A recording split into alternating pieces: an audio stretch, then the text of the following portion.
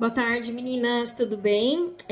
Tô aqui de volta hoje pra gente falar um pouquinho mais de uma outra mulher na Bíblia muito admirável e a gente pode aprender muito com ela.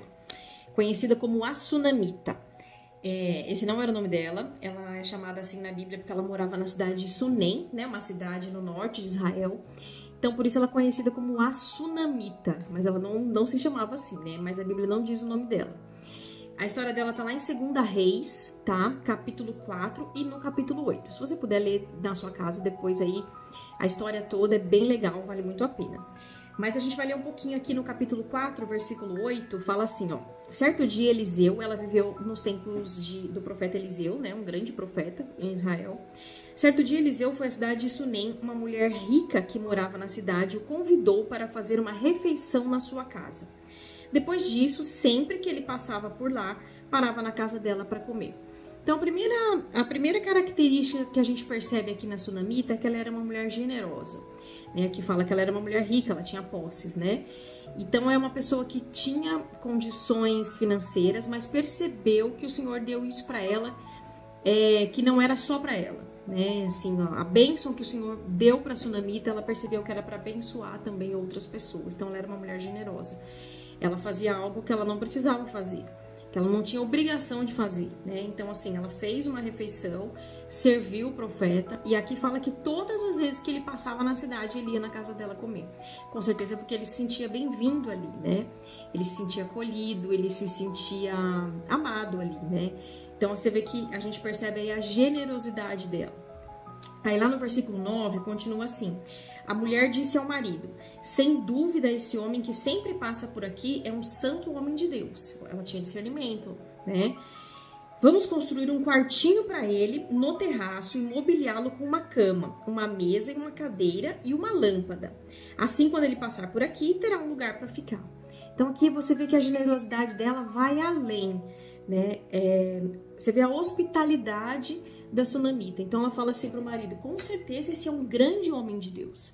Vamos acolhê-lo, vamos abençoá-lo, vamos ajudá-lo, vamos abrir as portas para ele, para que ele tenha um lugar para ficar quando ele passar por aqui.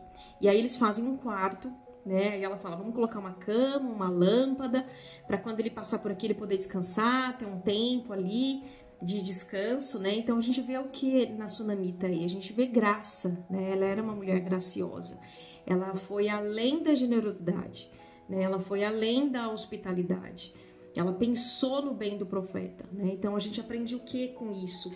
O ir além, fazer além do que se pede, fazer além da obrigação, né? Pelo simples fato de abençoar o outro, de abrir o coração para o outro, de enxergar a necessidade do outro, né? E não era ninguém da família dela, não era ninguém do seu círculo ali social, um amigo, né? Era um profeta que passava por ali, ela entendeu que ele era um homem de Deus e ela quis abençoá-lo. Então a gente aprende muito com a Sunamita nisso também, né? Abrir o coração. A gente teve uma reunião de mulheres recentemente, a gente falou sobre a Sunamita e algumas mulheres deram um exemplo, né? De você ir além, você se preocupar, você preparar algo com amor para outra pessoa, você presentear com graça, né? Não só comprar um presente, mas você preparar algo pensando na outra pessoa, né? Você presentear com o melhor, você doar com o melhor, você semear talvez não só aquilo que te sobra, mas também o que é importante para você tirar algo que é seu e dar para o outro, né? Porque você abriu, como ela fez aqui, construiu um quarto dentro da própria casa para receber um profeta, vai muito além, né? Então, assim, essa generosidade que vai a mais, né? Que caminha mais uma milha, como Jesus falou, né? Se alguém te pedir para caminhar uma milha, caminha 2, né? Então, assim, essa generosidade de tirar do seu conforto, né? Tirar da sua hospitalidade ali, da sua intimidade para abençoar a vida do outro. É lindo isso. E o Senhor vê quando a gente tem esse tipo de coração, quando a gente tem esse tipo de postura. Com certeza Ele vê e Ele recebe isso, né? Jesus não falou que todas as vezes que a gente fizesse algum dos pequeninos, que a gente desse de comer para quem precisasse, que a gente desse de vestir para quem precisasse, que a gente visitasse quem estivesse precisando de uma visita, era Ele que a gente estaria fazendo, né? E o Senhor vê isso quando o Senhor enxerga em nós generosidade, bondade, hospitalidade. Eu creio que a gente alcança o favor do Senhor, né? Não fazendo como quem quer uma troca ou quem quer uma recompensa, mas o Senhor, Ele reconhece um coração generoso. E olha o que aconteceu com ela lá no capítulo 4, né, continuando, no versículo 11, fala assim, ó. Um dia Eliseu voltou a Sunem, olha lá, ele ia lá, e subiu ao quarto para descansar, né? Acho lindo essa parte que ele subiu ao quarto para descansar. Como é bom também quando nós somos usadas para trazer descanso para outras pessoas. Às vezes servindo um almoço para uma família, às vezes fazendo um churrasco para alguém que está precisando ter um tempo de comunhão, né? Ou às vezes você preparando um bolo e dando de presente para uma vizinha. Mas você causar descanso, você proporcionar descanso para alguém. Eu acho lindo isso, que ela fez isso com o profeta, né? Porque às vezes a gente acha que abençoar alguém é só você dar dinheiro ou dar algum material, mas não. Às vezes você convidar uma pessoa, uma família para sua mesa, também é uma forma de você honrar, de você trazer descanso, né? Talvez para sua liderança, né? Talvez para pessoas próximas a você, ou alguém da sua própria família, alguém que nem é tão conhecido, nem é tão próximo, você surpreender com um convite, né? Às vezes para um café, às vezes para uma pipoca, para uma coisa simples, né? Mas que você vai proporcionar esse descanso para as emoções. E foi isso que ela fez. E olha lá, Eliseu, né, voltou a Sunem e subiu ao quarto para descansar. Disse ao seu servo Geazi, chame a sunamita. Quando ela veio, Eliseu disse a Geazi, diga-lhe, somos gratos, olha lá, por sua bondade e seu cuidado conosco. Bondade e cuidado. Ela era boa e ela cuidava. O que podemos fazer por você? Ele fala. Podemos falar em seu favor ao rei ou ao comandante do exército? Aí o que ela responde, né? A gente poderia pensar assim, nossa, agora ela vai, meu Deus. Ela pode pedir o que ela quiser, né? Naquela época o profeta, ele tinha acesso ao rei, tinha acesso ao comandante, e então ela poderia pedir o favor que ela precisasse. Mas ela responde o quê? Não, respondeu ela. Minha família cuida de mim. Minha família cuida bem de mim. Mais tarde, Eliseu perguntou a Geazi, o que podemos fazer por ela? Geazi respondeu, ela não tem filhos e o marido já é idoso. Então, você vê aqui que de pronto ela não pediu nada, nada. Ela falou, não precisa, profeta, fique em paz, fica tranquilo. Minha família cuida bem de mim, nada me falta. O que a gente vê aí? Contentamento, né? Ela tá tudo bem, tá tudo certo, né? A família dela cuida dela. Então, e aí você vê que aí ela vai embora e o profeta fala, mas será que realmente não precisa nada? E o que Geazi fala, que é o ajudante lá do profeta Eliseu? Ela não tem filhos e o marido já é idoso. Ou seja, você percebe o quê? Que ela não falou sobre isso. Com certeza, gente, se hoje em dia as mulheres que não conseguem ter filhos já é difícil, imagina naquela época, que além de tudo era uma vergonha diante da sociedade. Com certeza essa mulher queria ter filhos, mas talvez isso já era um sonho adormecido. Já era algo que ela não queria nem ressuscitar mais, assim, dentro do coração dela. Eu não vou levantar falsas esperanças, né? Amém, o Senhor me supre, tá tudo bem, eu já entendi que eu não serei mãe.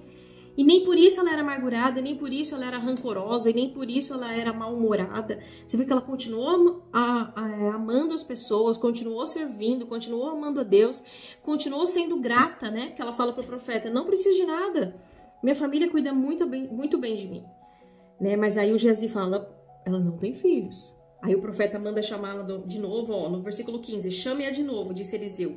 A mulher voltou e enquanto ela estava à porta do quarto, Eliseu lhe disse, ano que vem, por esta época, você estará com um filho nos braços.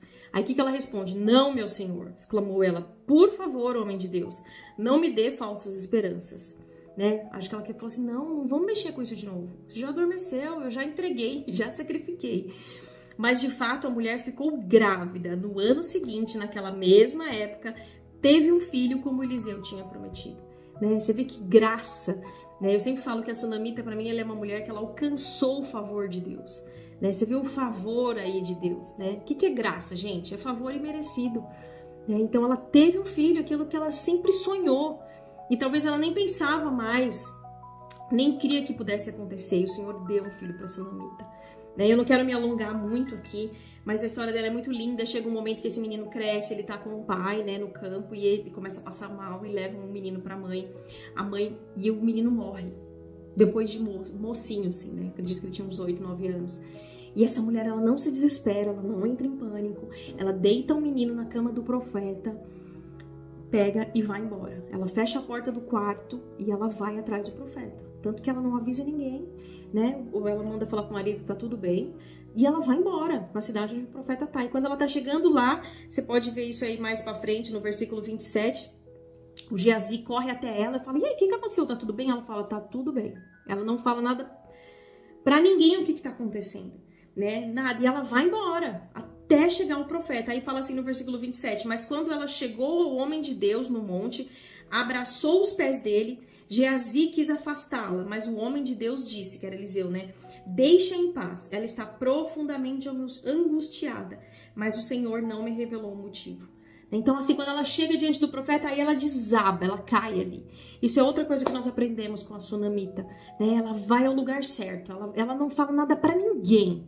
Ela não fala pro marido, ela não fala pros servos, ela não fala pro Geazi, mas quando ela chega diante do profeta, ela desaba nos pés dele, fala aqui, ó. Abraçou os pés dele, ou seja, ela foi em quem poderia ajudá-la.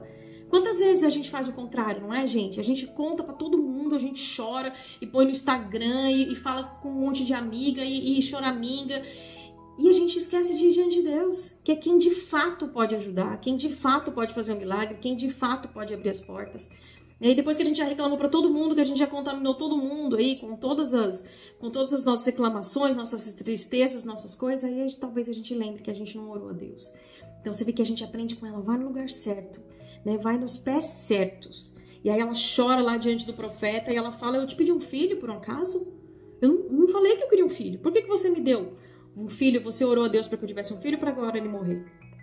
E aí o profeta fala para o servo dele, vai lá para ver o que está acontecendo. E ela fala, não, eu não quero que vá o seu servo, eu quero que vá você.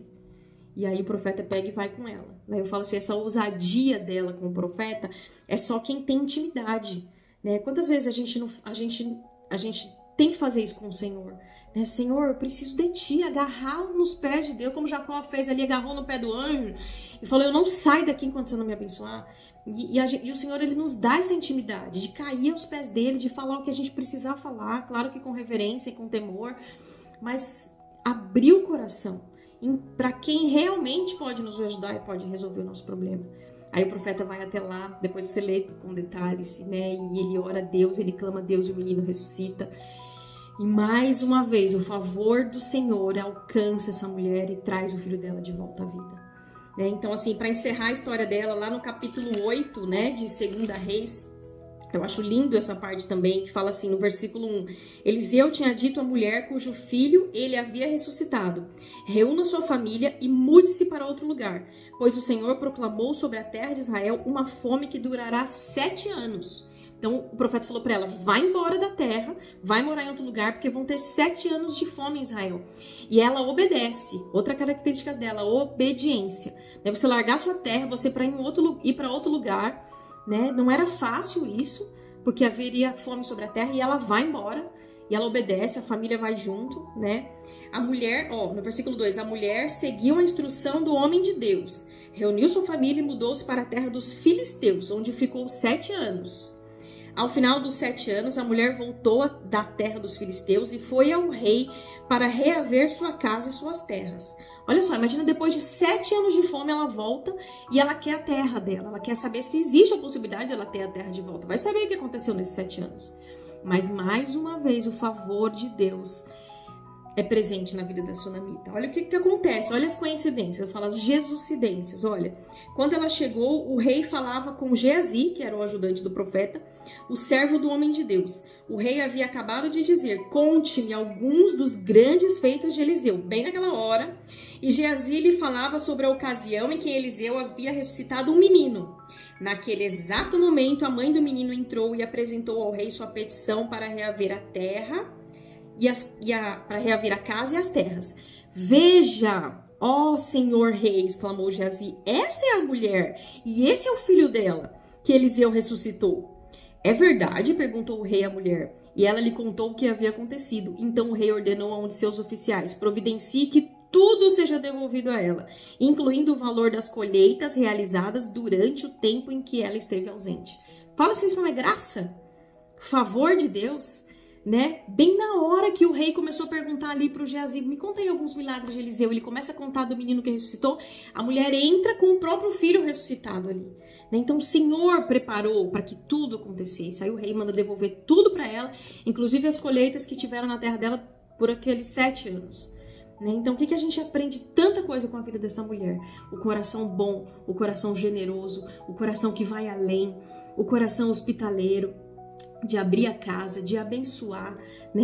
E abençoar quem ela sem pensar nada em troca, sem pensar em recompensa, mas pelo simples fato de ser boa, né? Pelo simples fato de ter a bondade de Deus e usar suas posses, usar a bênção que o Senhor deu para ela, para abençoar outras pessoas. A obediência, mesmo em tempos de fome, não vou fazer o que o profeta mandou fazer, né? De ir para o lugar certo quando está angustiada, quando tem um problema, e a graça e o favor do Senhor constantemente sobre a vida dela. Amém? Que você possa ler novamente essa história aí na sua casa e ser abençoada em nome de Jesus.